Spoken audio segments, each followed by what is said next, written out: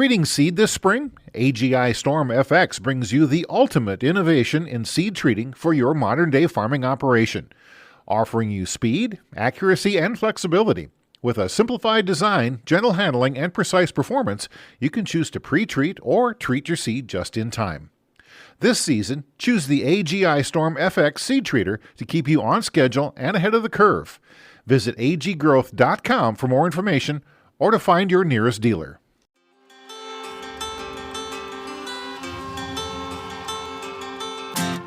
Hi, I'm Caitlin Dubin, and this is the Rural Woman Podcast. I'm a first-generation farmer who married into agriculture. Born and raised in a city, I was so unfamiliar with where my food came from, but I was determined to figure it out. Through my journey into agriculture, I saw women who were strong but humble, often taking a back seat. To me, these women were leaders who deserved a seat at the table.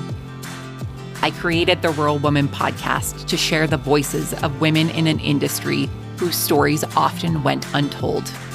The rural entrepreneurs who live and breathe their work, full of grit and pride. We come here to share our stories, to be in community with each other, to be challenged and inspired, but most importantly, to be celebrated and to be heard. We may not all live, farm, ranch, or homestead the same, but we are all connected. We are rural women, and our stories are worthy of being told.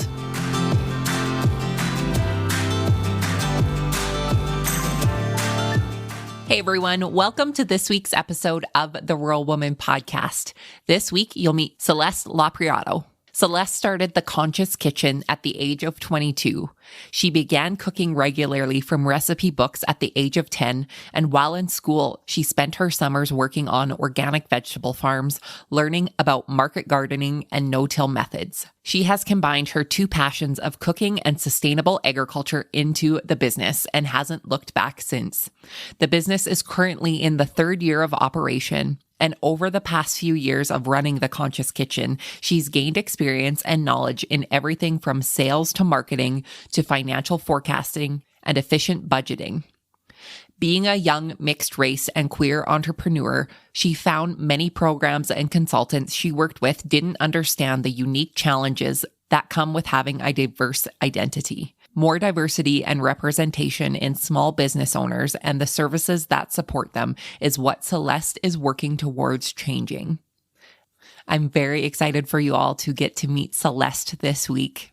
I had the opportunity to interview Celeste and her partner Simone for podcast episodes, and you'll get to meet Simone next week and learn more about The Conscious Kitchen, as well as the conference that they put together this past winter that I was able to attend online that I can't say enough good things about. Before we get to Celeste's interview, let's go over this week's listener review. This week's review comes from Lane19 via Apple Podcast, and this 5-star rating and review is titled, Feeling Seen While Learning. I love what Caitlin does with this podcast. Not only do I end each episode feeling seen as I listen to women that have lives similar to mine, I also learn something new. A great combination. Thank you, Caitlin. Well, thank you so much for your kind rating and review over on Apple Podcasts. I love diving into the reviews each and every week to pull one up to read on an upcoming episode. So if you would be so kind to leave a rating and review wherever you listen to the Rural Woman Podcast, it would be greatly appreciated. One more quick note of gratitude and appreciation. I want to welcome Heather S. to the Patreon community for the Rural Woman Podcast. Heather has joined the Rural Woman Podcast on Patreon at the tier 10 level, which gives her access to ad-free listening as well as bonus content, including extended episodes and my solo podcast, Maybe You Can Relate, which if you didn't hear, there was an episode dropped earlier this week. So if you would like to support the stories of women in agriculture to be shared through the Rural Woman Podcast, head on over to patreon.com/the Rural Woman Podcast and show your support for the show. Without further ado, my friends, let's get to this week's episode with Celeste.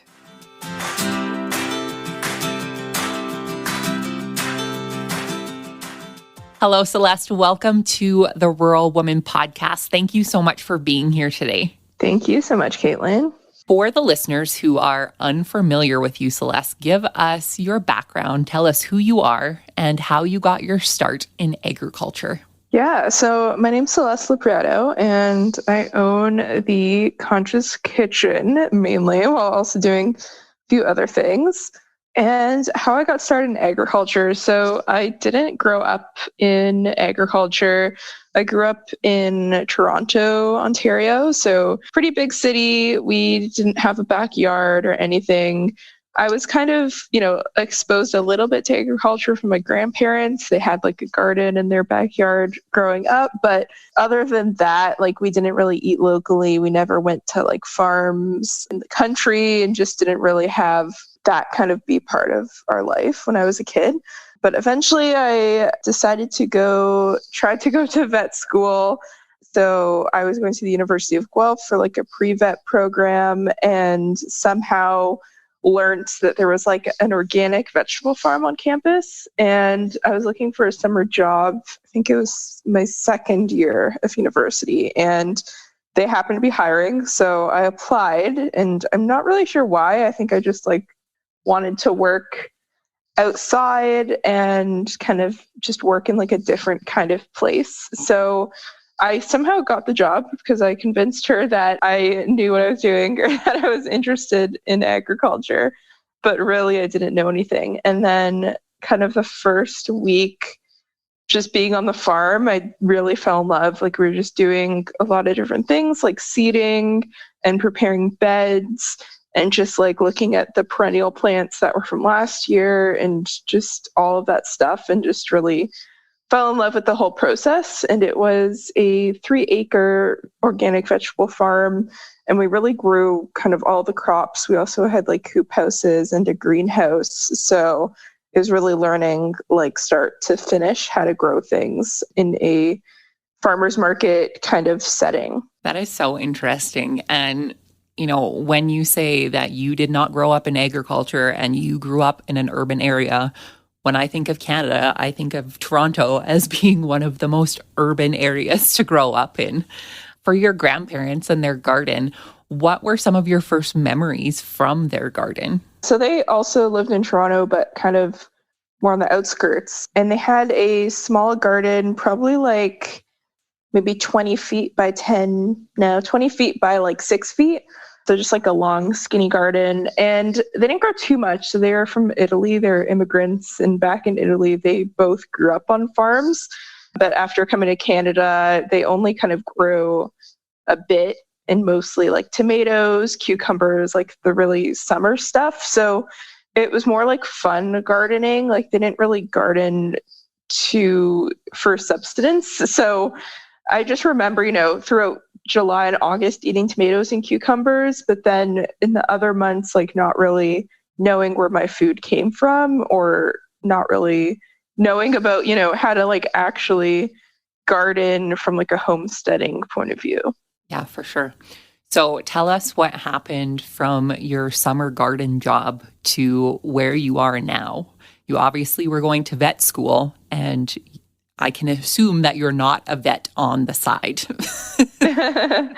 Yeah, I eventually switched programs. So out of the pre-vet program, I realized I was not very good at science, and I switched into an environmental studies program. And through that program, I actually took, a few agriculture programs through university. I took just overall, like geography, geology, kind of weather, also classes that kind of, taught me a bit more about like the environment and agriculture. And yeah, I guess like the next few summers through university kind of tried to get similar jobs. So the next summer I worked on another farm that was an urban farm in Guelph, Ontario, and it was actually like a youth farm. So I was like the farm manager, and this was about a 1/2-acre farm. So I was in charge of like planting initially and doing all the initial work. And then in the summer, we actually had high school students who came to work at the farm. So it was like a little bit of teaching, and then also just like preparing the vegetables for the small farmers market we went to and stuff like that. So that was the second year. And then after graduating from university, I started working at a food bank. And then on the side, I was renting a small plot of land, like a 1/4 acre from a friend's farm, and was just farming that kind of, on the side in the summer. That's so interesting to find this love of being outside and working in the garden and growing food and vegetables as a university student to, growing up and renting a plot of land that you loved it so much for growing this food. So tell us more about the Conscious Kitchen and how that all started for you. Yeah, so it kind of started a bit out of the blue. Again, I never imagined, starting my own business, and I didn't have that many entrepreneurs in my family, so it wasn't really an idea I thought about. But after graduating university, there just weren't a lot of job prospects. I was just applying to jobs, not really getting interviews or getting interviews, and then, not getting the job, or it was too low paying. So I was kind of just, thinking about what my next steps were, and kind of still just, applying to random jobs in the nonprofit sector, somehow related to food or food security or agriculture in some way. And then I started actually cooking for a friend kind of in the evenings as a meal prep. And it was just kind of serendipitous. She was looking for someone to help her out. And I was just looking for some more creative outlets and a way to make extra money. So I decided to start doing that. And then after a few months, I had a few of her friends also ordering from me. So I was cooking for about 3 or 4 families a week in the evenings or on Sundays. And yeah, just kind of figuring out if that could be a possible business idea, and just kind of fleshing it out. And I eventually actually found a commercial kitchen for rent, and it was pretty affordable if I was going to share it with another business. So I decided to ask another female business owner. She made vegan cheese, if she'd be interested in sharing it. And she said yes. So we kind of signed the lease and both figured out, what we were doing. And at that point, I decided I was going to start kind of a zero waste meal delivery and grocery business. And that was just kind of building off what I was already doing and, thinking a bit more about what I wanted to do in the future. And zero waste was becoming kind of really popular at that point. So this would have been middle of or early 2019. So zero waste is a big thing. Meal delivery was starting to become popular, like the HelloFresh and things like that. So I thought this would be a great opportunity to offer, the same thing in a more environmentally friendly, sustainable, local way. And I kind of took off from there. That is such a neat story of finding this niche for yourself and creating this niche. And can I just say what a good friend you are for making meals for your friend? I need a friend who would like to come and cook my meals for me. I would pay them dearly to do it, especially if they would do the dishes after for me. That would be the best. My God. That's the worst part, isn't it? I think so. Well, and I just love that, you've found this niche, and especially with the community that you're in and the surrounding urban community setting that you're in, and finding a way to do this in a different way, and especially for it to be a zero waste thing, because I know that's a lot of time, that's what people are looking for now. And, I think when we know better, we do better. And we know all of these, meal kits and deliveries are so convenient, but at what cost are they convenient? So by you taking that waste factor out of it, I just think that is a brilliant thing for you to do. So since 2019, you have been able to expand quite exponentially, and I would say in a relative short amount of time. So first of all, congratulations for that. But tell us where you're at now and what you've been able to accomplish in this short amount of time. Yeah, so now we're in our 4th year of business, and there has been a lot of changes. So initially in 2019, I was doing everything on my own and just delivering from our car.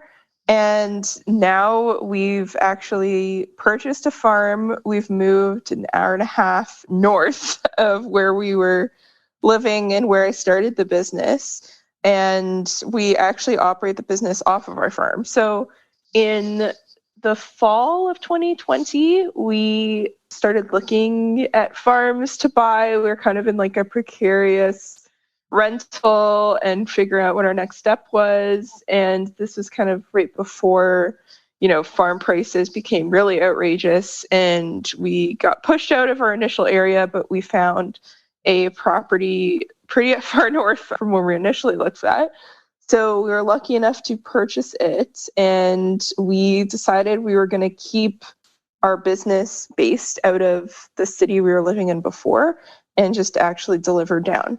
So what we have now is a full commercial kitchen in the basement of our house, and we have a refrigerated delivery cargo van, and we deliver to kind of 3 smallish cities. So like the 2 cities we are delivering to initially, which is Guelph and another area, Kitchener-Waterloo, they're kind of like twin cities.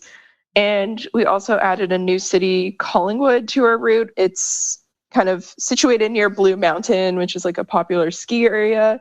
So it's typically been a very touristy area, but through the pandemic, a lot of people moved up here full time. So now it's like a really bustling city for young families, and it's been like a great new market for us. And we also have a small farm on the property. So there's not much arable land. The property we bought, it's only about 5 acres in total, and the farmable area is only about half an acre.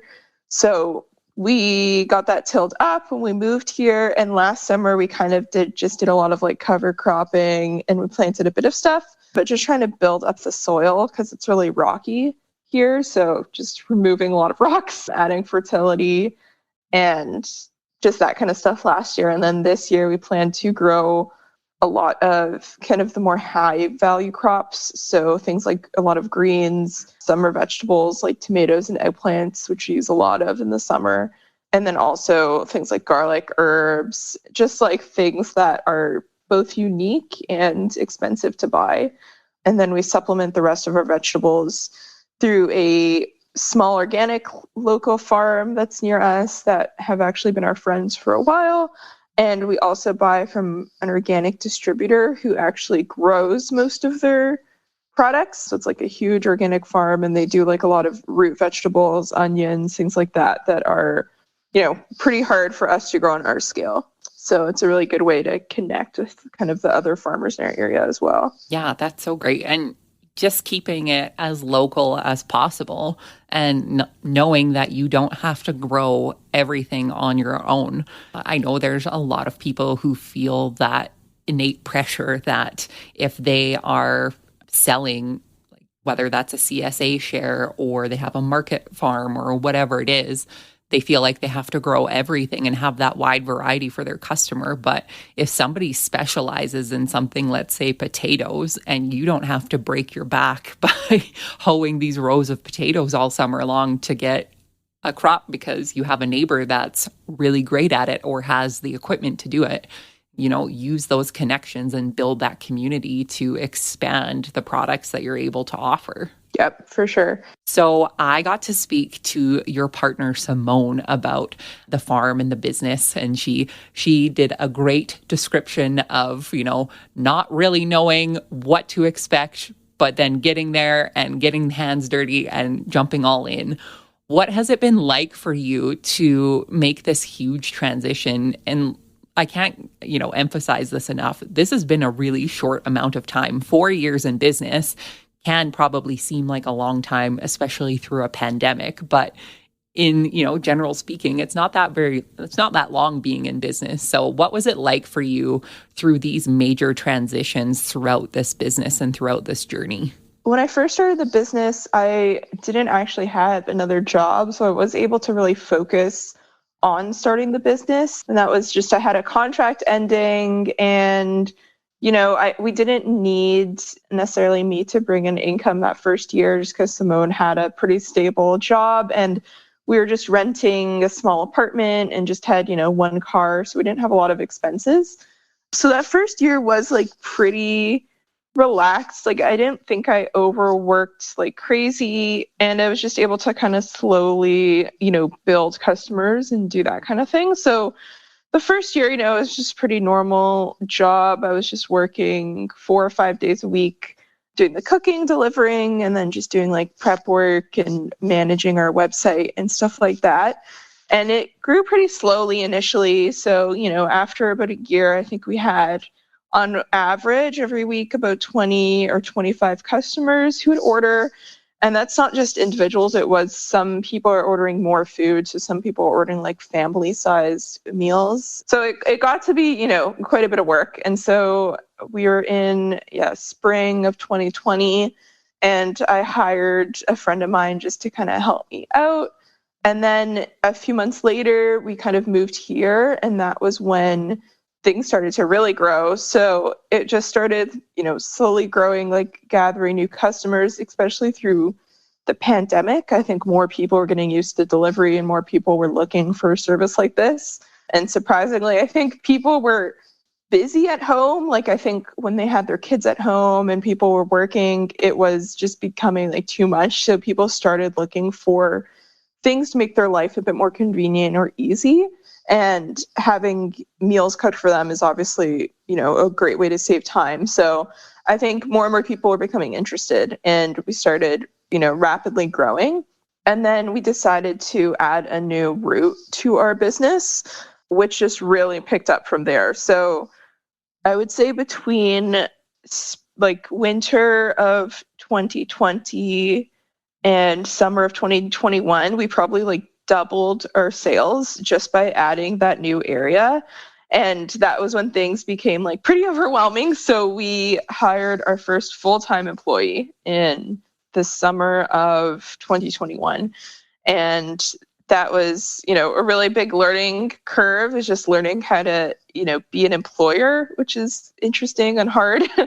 But she's been great, and she really like fits in well to our business. So that's been a huge help. And ever since, hiring her, we've just definitely been growing, and we're now at the stage, I guess, for about a year later, and we need to hire another full-time employee just because things are getting really overwhelming. And the last few months, I've been really kind of working harder than I should be, and just really need to like start, doing less and just making my life easier. So we're looking for a new person to hire, and we're also doing a big renovation to our kitchen to make it about double the size and just getting more efficient equipment. So like getting bigger commercial stoves and just increasing our like foot area, and then also building like a carport, so like packing the deliveries are easier and things like that. I recall my conversation with Simone, and they let me know that you are one of the hardest working people they know, as well as you are an incredible cook and you're very fast at it, they said. So congratulations for that. I like to think of myself as an okay cook. I'm not fast though, and I make a big mess doing it. But I would be remiss not to ask, because I'm sure my listeners are wondering too, what are some of the like hot sellers for the meals that you cook that people just love? I would say definitely like pastas are pretty big. Like people really like creamy pastas. We also sell like frozen lasagnas. People love lasagnas. But we also do these like vegan Swedish meatballs that are a huge one. So it's like a lentil and mushroom based meatball, but they taste like really meaty. And then there's like this like Swedish gravy that I make that goes on top, and people really love that one. And then also I think a lot of people, or a lot of like moms, really like salads. We make like some really good hearty salads. So they're healthy, but also, have a little bit of like creamy dressing, or like we make, this like vegan feta that goes on it. So a bit indulgent, but still a healthy salad. So people really like those as well. I think we're recording this too close to my lunchtime, because now I'm very hungry. Well, and it just sounds like you have so many different options for people to try and taste. And like you said, if people have a healthier alternative to going through a drive-through all of the time and having these meals that have been cooked and prepared for them delivered to their door. I don't know how much more convenient you can get than that. Yeah, for sure. And I think we're also like helping people learn about seasonality, which is a big one that, I mean, I didn't even, growing up, I didn't know anything about seasonality or when things were in season. So for our business, everything is very seasonal because we're getting almost all of our produce locally throughout the year. So I think we're introducing some new vegetables to people as well. And also just like the variety of meals changes a lot. So like in the winter, a lot of people, are getting soups and curries and pasta. And then in the summer, it goes more to like more salads or like stir fries or pasta salads and stuff like that. So it's definitely helping people kind of learn about seasonality, which is really important as well. Yeah, I'm so glad that you mentioned that because that's something, I still don't even think about all that often, which I should more.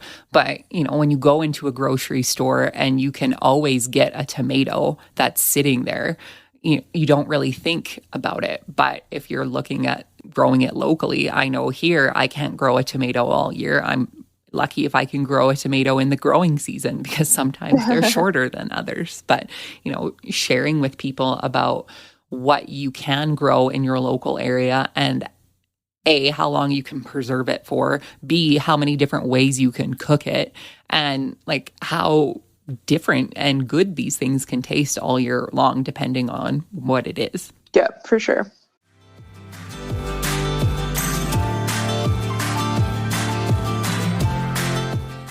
You can help support the stories of women in agriculture to be shared through the Rural Woman podcast on Patreon. What is Patreon? It's a membership-based platform that helps fund and support creators like me to create and produce content like this that you all love. New to the Rural Woman podcast Patreon is ad-free listening and patron-only bonus content and exclusive episodes. Learn more and join the patron gang today at patreon.com/The Rural Woman Podcast.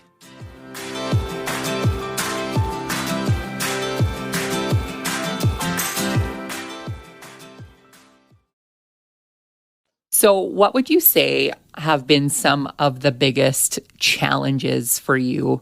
I want to ask it in both regards. One, for farming and growing, and two, for your business specifically. Sure. I guess I'll start with like the farming one. I think the farming one was, I think earlier on when I was learning about farming, it was just like finding opportunities. So I was living in Guelph at the time, which is about an hour west of Toronto, and it's a pretty urban city, and there is a lot of farmland around it, but there just weren't a lot of like farms, I would say like small ecological farms, which was what I was interested in, who had opportunities, for working.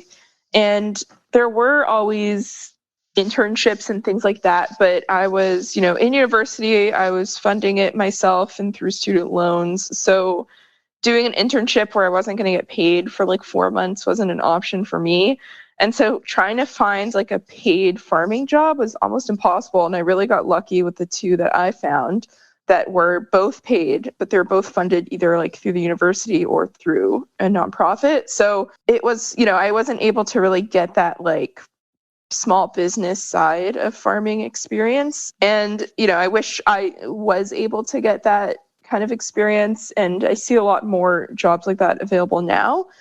But yeah, it was definitely a challenge at the time to learn about, could I farm for a living? And I didn't really know where to ask those questions and where to find information, especially about like how much money you can actually make or how much it costs to start that up yourself. So I think just figuring out like how I was going to put farming into my life was a bit of a challenge. And later throughout my years, I got to know more friends who did have their own small farms because I was just joining more, farming organizations here in my province. So I was learning a bit more about how it's really expensive to buy land, which was the biggest one. And also just, having money for investments in equipment and things like that was all just so really difficult. So I kind of decided, I don't think I want to go into the direction of farming full time. I just didn't see how I would be able to, have enough money to ever buy a farm. The biggest challenges for starting a food business, I think, were pretty similar. Money is definitely the biggest challenge. So through my job, I had a job for a full year before I started the business, and I was able to save $10,000, and that's the money I had for starting the business. And I put all of it into there, and that was mainly because I wasn't able to find a bank that would give me a business loan or ask family for loans, because most banks, if you don't have experience in that field, they don't really believe in you. So I had a lot of issues even getting a credit card for the business. It was just really difficult to approach banks and have them believe in you. So I really just had that $10,000. So with that, I bought, just the basic equipment I needed for my commercial kitchen, like a stove and, hot plates and stuff like that, bowls and a sink. And both me and the person I shared it with, put in about, $5,000 to $7,000 for that kind of equipment. And then I also put in a bit of money into buying my first ingredients, buying my reusable containers, and starting up a website. And so I needed to quickly find customers in order to start paying for the expenses and paying for my rent and paying for gas and all that kind of stuff. So it was, really hard at first to get customers. And I think really I was thankful that the few customers I had from before I started the business, when I was just doing it at my house, were just really great people who really believed in me, and they recommended a lot of people. So, my first 10 customers, I think, were all through recommendations or just kind of putting it out there, telling people I knew that I was starting my business. And after that first hump of getting the first customers in order to start, be able to start paying my rent and things like that, I became a lot more confident and was able to kind of, put myself into the mindset of being a business owner. But it was really hard at first, just being able to believe in myself and believing that it was a good idea, just being, thrown in there and having to figure it out. Absolutely. And thank you for saying that, because that is a vulnerable part of starting a business that I don't think a lot of people, A, take the time to reflect on, and B, talk about enough, because it is scary. And especially when somebody hands you money and you eventually have to pay that money back to them, that's a little terrifying. So, and, not having necessarily the proof of concept or on a large scale to know that if you actually can scale this or make it something can be really stressful. So that is definitely a big challenge. So thank you for sharing that.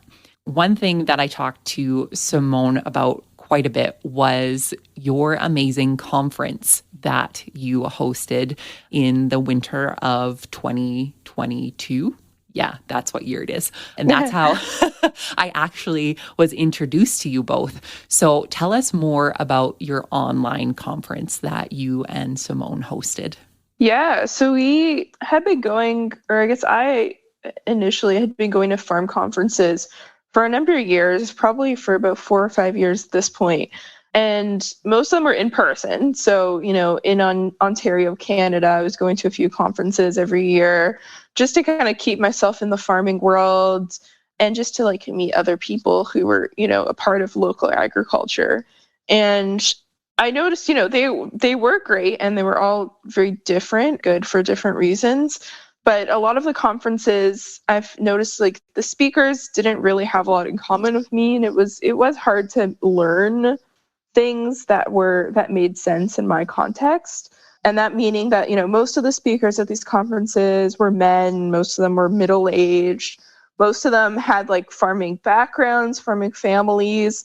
So they didn't have the experience of, being a young person having a farm, or also just being a young person who isn't from a farming background, trying to buy land, trying to start their own thing. So we decided to try and host our own conference where I think those priorities were at the forefront. And so we started the Not Your Father's Farm Conference.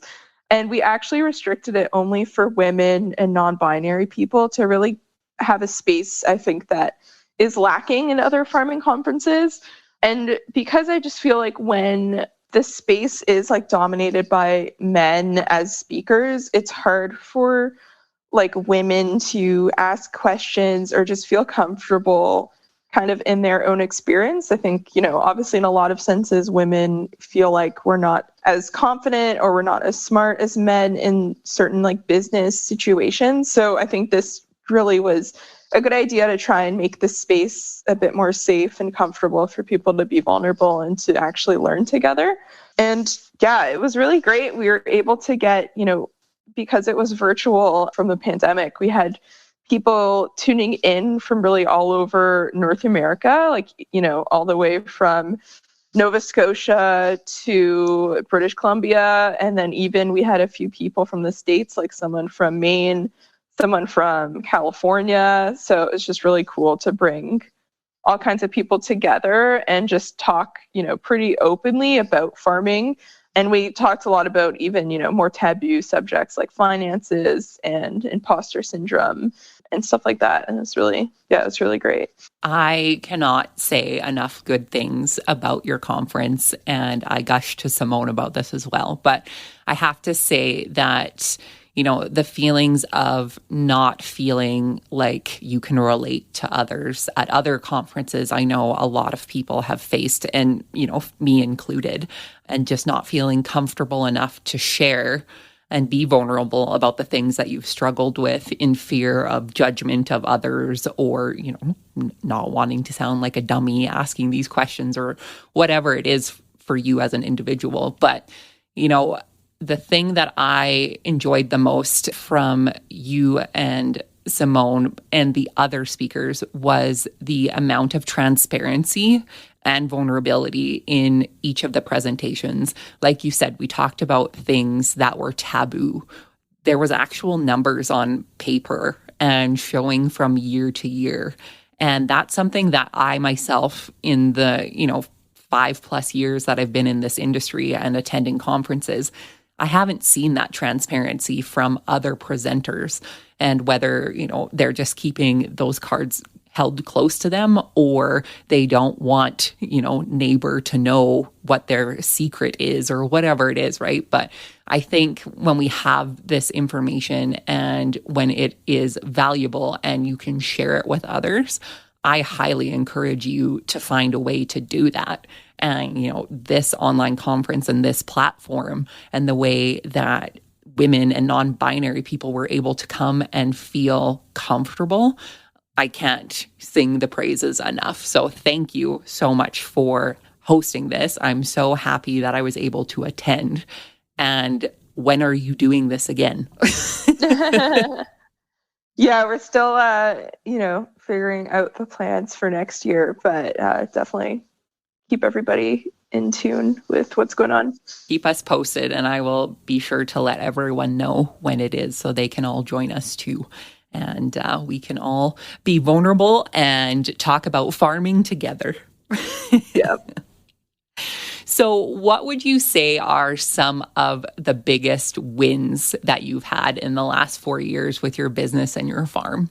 Big wins. It's hard to think about. I think a lot of times we only think about the negative stuff, which is not good. So definitely good to think about, the positives and the accomplishments. I think in the last year, I feel like we've definitely had a lot of wins. I mean, I think one of the bigger wins was just being able to buy a farm, which is obviously a huge win. And a lot of that, was privilege. We were able to get help from family for the down payment, which really made this all possible.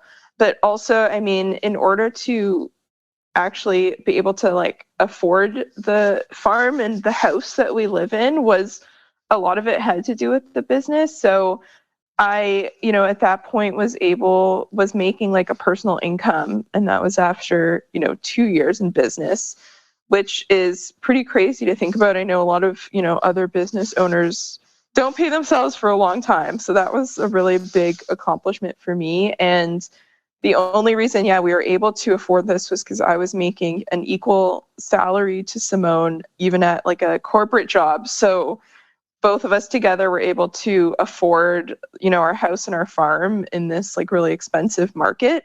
So that was a huge win. And even about a year after that, Simone was able to quit their job, which was like a corporate consulting job, because our business was able to actually fund both of us together, with both of us working for the business, which was a crazy thing to be 100% self-employed in our mid-20s. Was like, just really crazy, and really thankful for that to be possible. And then in the last few months, we've just been with like the growth of getting a new employee, and then also doing an expansion to our space. And we also were able to purchase a new van, which is incredible because now we can have a bit more capacity in there, and it's a more reliable vehicle. And those were all, financed, which was a huge goal for us. Business financing is like really difficult, and you usually need, a lot of financial statements, and you need to show like profitability and all these things. And all three of those things were like financed through loans, and we were like easily approved for all of them, which was really crazy. And I was super nervous that like, one of them wasn't going to go through and we would have to find a way to get money elsewhere. But it was just like a really easy process, and we like were really ready for that. So that was also exciting and somewhat terrifying because now we have a lot of debt and loans. But I think it will really help us grow the business even further. For sure. That's the good debt to have, not, if you went a little too crazy on online shopping in the middle of the night or something. So that is so great. Celeste, what do you think is your best piece of advice for a young woman looking to pursue entrepreneurship? I think, the biggest thing that I see or saw in myself and I see in other women is women are really scared of like making money and like taking people's money, which, obviously none of us are trying to be like millionaires or like trying to, like take people's money in a bad sense. Like we're all just all of our businesses are really based on offering like a good product to the world and just being able to, sustain our own lives and just pay ourselves a fair, wage and make a good living. So you really just can't you have to like shake that, bad energy of feeling like you're not worthy of people paying you, because people have a choice. And if anyone is giving you money, it's because they really want what you have to offer and they believe in you. So you should just take it with confidence and just know that you deserve it, and people see you, a lot differently probably than you see yourself. That is so good. That is so good. I'm a little misty over here for that advice. I think, that is good universal advice for women in general, but specifically for women in entrepreneurship, that you're worthy and you deserve to be paid what you're worth. So that's perfect. Celeste, my last question for you is, what is the most rewarding part about being a farmer and an entrepreneur for you? Definitely, I think in the farming is just, literally seeing like the fruits of your labor. I'm kind of in the midst of seeding right now. And I think every year it's crazy just to like plant these, tiny seeds. Like I have all my tomatoes, and I planted them, in like the beginning of February, and now they're like these, big, like 3-inch tall tomato plants. And it's just crazy to know that, in 5 months, they're going to be like full of huge tomatoes. Like each plant will probably give me 50 pounds of tomatoes, which is like absolutely crazy to think about just how a tiny seed can like produce so much food. And then we, transform that into meals, which is like really rewarding to see. And also just like being able to offer something to someone that is really valuable to them. Like I know a lot of our customers are young moms or pregnant moms, and they're going through, a really hard time with their kids and just like having no energy and no time, and just being able to help them out even in a small way by like giving them a few meals is really great. And they are like super appreciative, and just hearing like customer feedback is always incredible. It makes you feel really good and really, important. Yeah, for sure. Well, you are providing something literally farm to fork for your customers, and not growing up in agriculture and then coming into it and realizing that you are helping provide a basic need for humans is pretty incredible. So that's a good thing to be proud of. Yeah, for sure. Thank you so much for joining me today and taking the time away from the Conscious Kitchen to chat with me all about the things. And now I'm really hungry. So for the listeners who would like to connect with you after the show, where can they find you online? We mostly post on Instagram. So the Conscious Farm Kitchen is our Instagram. And we also have another account, Slow Growing, I think it's called.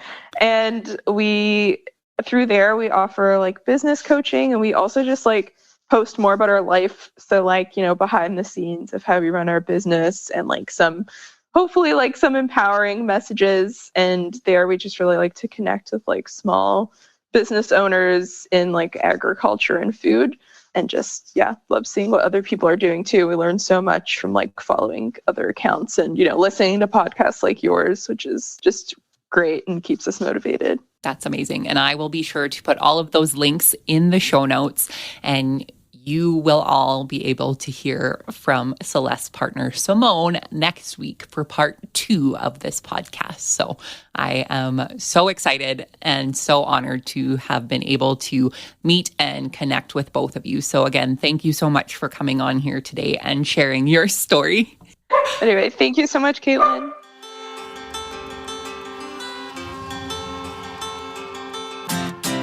Thanks for listening to the Rural Woman Podcast, a proud member of the Positively Farming Media Podcast Network. The Rural Woman Podcast is more than just a podcast. We are a community.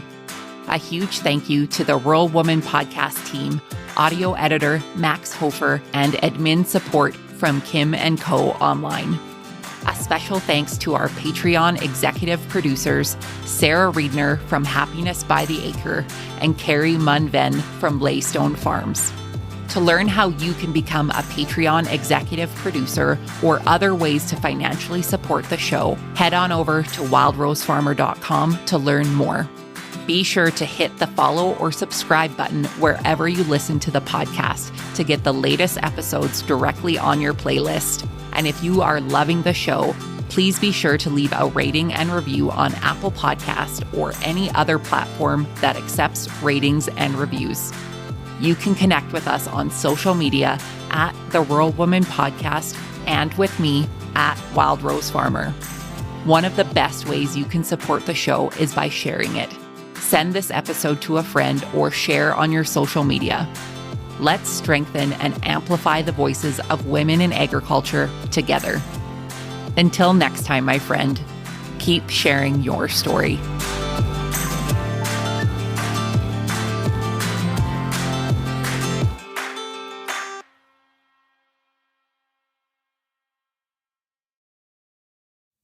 Did you know that you can get this same great episode of the Rural Woman Podcast ad-free? I get it. Listening to ads during a podcast isn't always my favorite either.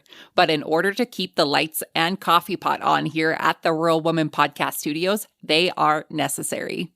I am so grateful to each and every one of my sponsors, but if you yourself would like to skip the ads while supporting the show, consider joining me over on Patreon.